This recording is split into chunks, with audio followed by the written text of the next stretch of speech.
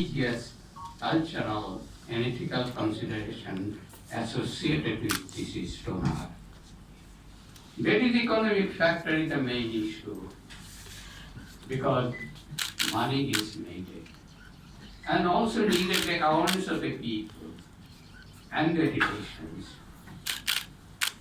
And if you can do that, the transplant tourism and trafficking will be decreased substantially. Although we have got ICU, the most of the ICU based in Dhaka, the poor infrastructure, there is a lack of awareness or concept of brainstem death among healthcare professionals. The family thinks that if the heart is beating in the ICU, he or she is still alive. But brain death means the death from the brain stem, so he is died. But this need to be convinced by the families, that is, although the heart is beating, he or she is dead. So this time, the transplant coordinator and grief counselor is very, very important.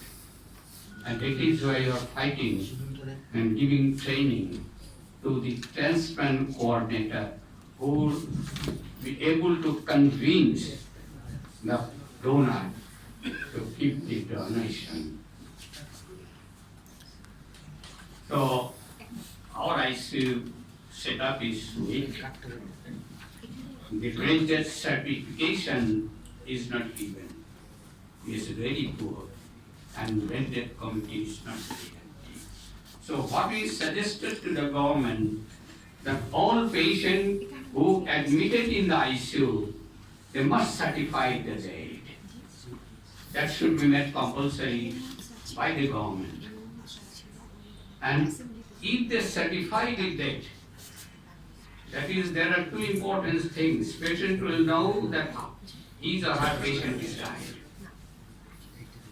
And of this death certificate, you can get only on at least 20% of the patient who will agree to donate.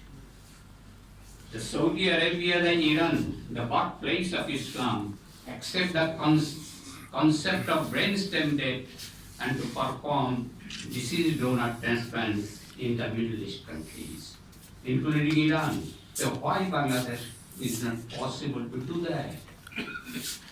Islam already says that if you save 8 lives,